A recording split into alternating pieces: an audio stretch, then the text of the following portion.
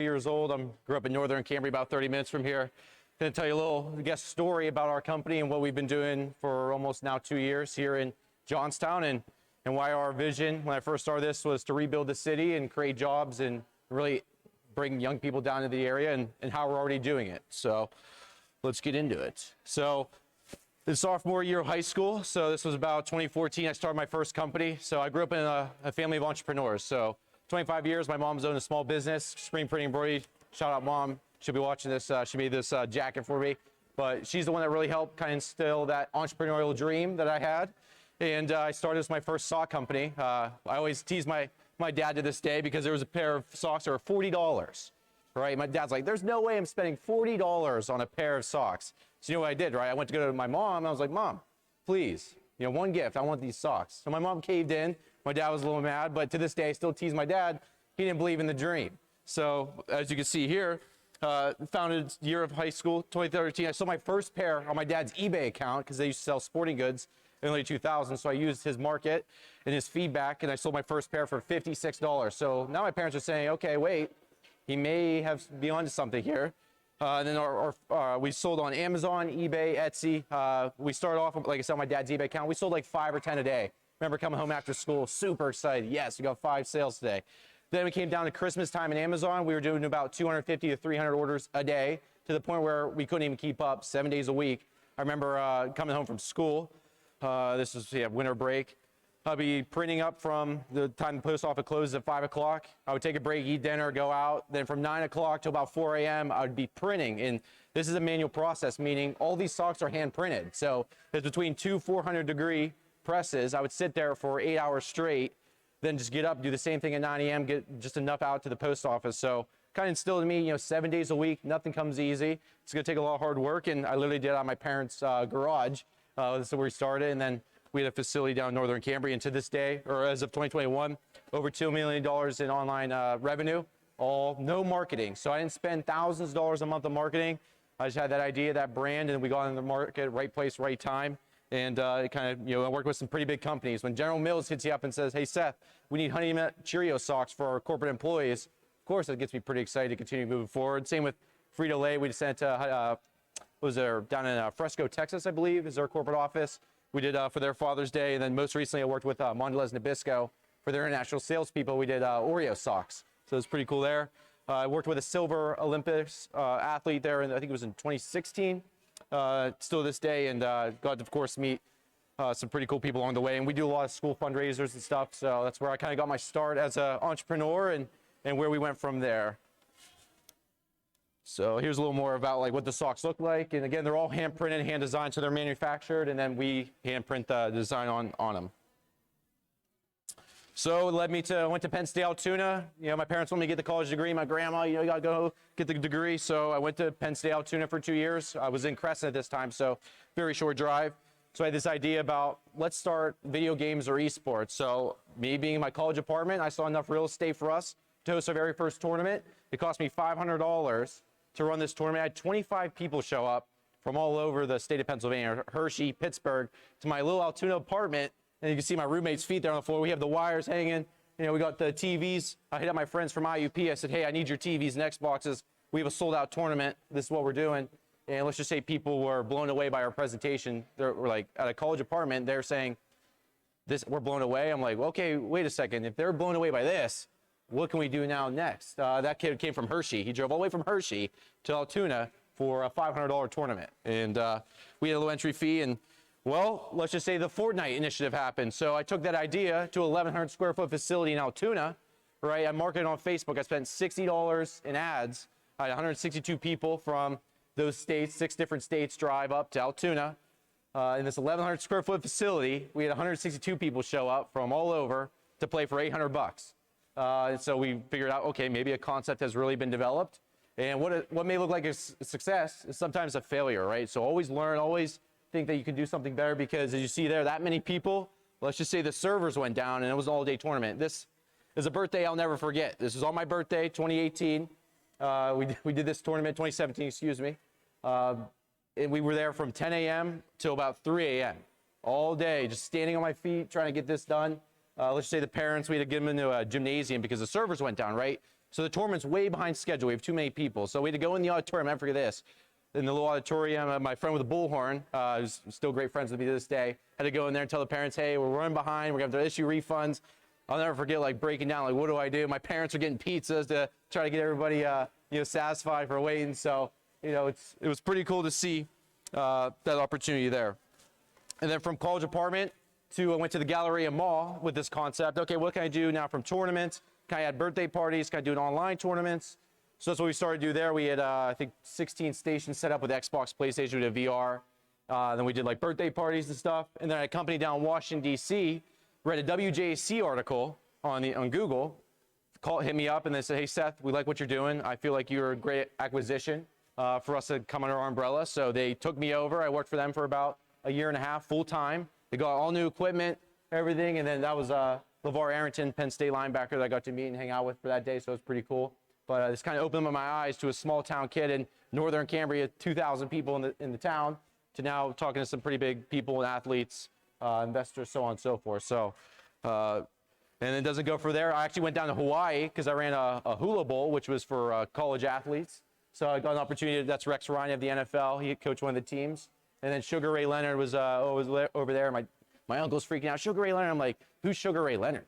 Like, you're right. Like, I don't know who Sugar Ray Leonard is, right? So my uncle's mad that he got to meet him, and I didn't really know who he was. But so you got to meet some cool people along the way, all through video games, right? Video games where people thought you're just in your mom's basement working, to now the point where you're building not only a local company but a national company as we do it. So got to meet some pretty cool people along the way. And well, it didn't stop there, because just recently we had Jason Gurley stop in, and he's now an investor and partner in our company, and he's ready to take us here at the eSport company in Johnstown, literally right around the corner, to the next level of what our dreams and our vision is, right? To rebuild the city of Johnstown. And he's going to help us kind of do this mission. We have a press conference next week to announce an initiative and a conference of how we're going to make this a reality. And you can see some of the team members creating jobs all around, creating jobs for younger people, right? When we talk about downtown Johnstown, the biggest thing is people never visit it, right? My friends are saying, Seth, I don't know, but you tell them more about what's going on and what the opportunities arise, and you give them an opportunity like this, they see it and they want to live it. They want to live downtown. They want to spend their money downtown. We were just at Balance, got a nice meal down there the other day, took the team out to celebrate. So, definitely showing people around of why Johnstown. And the best thing is this company is built from guys that childhood friends. Josh, he was with me through American Esports. Bryce is over there. He was a childhood friend that I grew up with. So our story is all about local people, trusting each other, local graduates here of schools in the Johnstown area as well. And then, our mission is to provide those career readiness and job opportunities to future generations. That's not only what we're saying we're doing it already. And we want to make sure going next week that you guys all understand. When you hear the eSport company, you hear that they're really about what they're saying they're doing. So, how we achieve this mission, we do it through technology, education, and community. So our technological side, of course, is esports, right? Computers, the graphic design, the video, the live streaming. You're seeing Josh there. That is something, again, the job was created from him doing that through esports, running the leagues with all the school districts we're working with here in the area.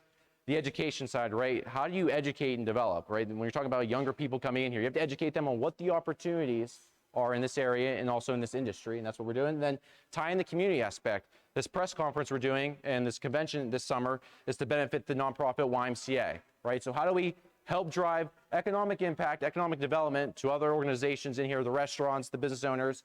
And it's all, the best thing is we're not relying solely on the local economy. This is something that we've been taking Kentucky, Delaware. I just had a conversation with Florida last week.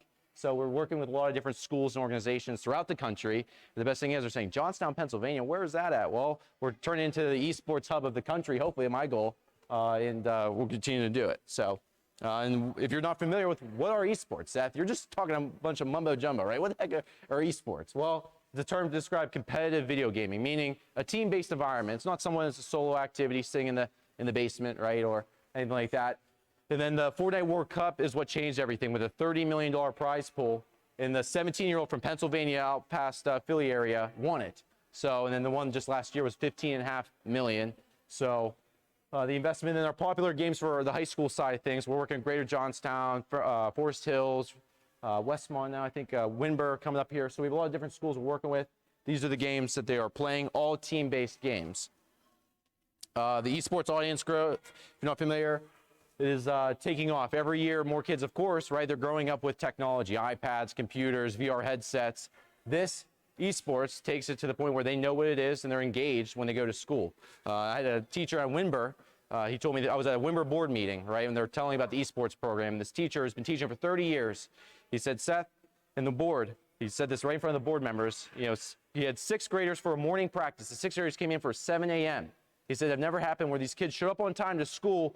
First thing they want to do is go to esports practice at 7 a.m. in the morning. He said, Seth, that was the best moment in the board. That was the best moment in 30 years, was that watching those 6th graders practice when they were doing this. So I believe, and I know a lot of other people are starting to believe, that what we're doing here is changing. The best thing is it's happening here in Johnstown. The technological advancement is happening here in Johnstown because this area, I think, desperately needs it. We're always behind the 8 ball, I believe, in my opinion, compared to the Californias, the Marylands, even in the world, where they have the technology years ahead of our time.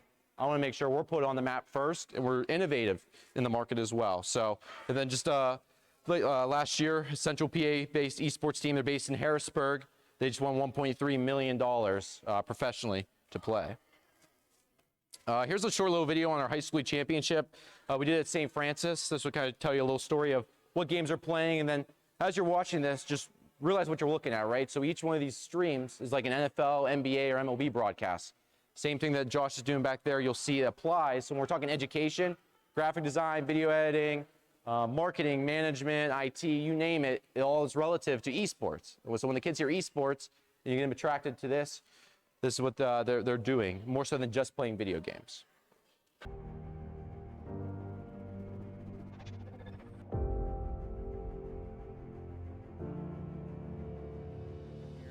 We are live from St. Francis University. I can't wait to get this thing started. Penn Trafford versus Forest Hills. Penn Trafford taking on Bishop Carroll. Conrad Weiser. Greater Johnstown up against Forest Hills. I'm sure the people there are having the time of their lives. Oh, what was that? Let's go! Holy A desperate save coming out from Sea of Thieves on the goal line. I'm on point. Damage lands, interrupts the race, the punch is there, and it is shot after shot after shot into the bastion. That's how to keep our rotations tight, and that's really, once we got that down, that's what really changed the game. Oh, there's Kalu on the back half. He's good for one. Can he find multiple? He's sprayed with the smoke. He somehow grabs two. He grabs three with the right click. Kalu, you madman. Conrad Weiser, how? That was the play of the series so far, and Forest Hills are showing no signs of slowing down. I believe in the Rangers. One last chance. It's a big challenge to knock him off the ball, but he's got to look. He's shot. It goes off the post, and Penn Trafford wins. Tries driving down pitch. Has an open goal. Still looking to win the game right here. Trying to keep it alive. One last chance. It's an override of the ball. Falls, and Penn Trafford. He's stunned. Doofus one. Trojan 5 is down here. River Galaxy tags back in, but they've got to go against the entirety of the 6-man roster here from Forest Hills. I was watching the feed. The coach was jumping up and down everyone. I think for everyone, it's the final, so I think everyone's getting hyped. We got in and we saw our jerseys and I was just so happy. I was overwhelmed. It helps bring a lot of people together. It was a really, really fun experience for my first year. It's a really important space for a lot of students to have, and I'm really fortunate to have organizations like the eSport Company. It's been a great day. Never thought something like this could happen so quickly as being a teacher. I don't know, I get goosebumps talking about it. Well, as a parent who was on the fence in the beginning, I definitely see the positive of it now.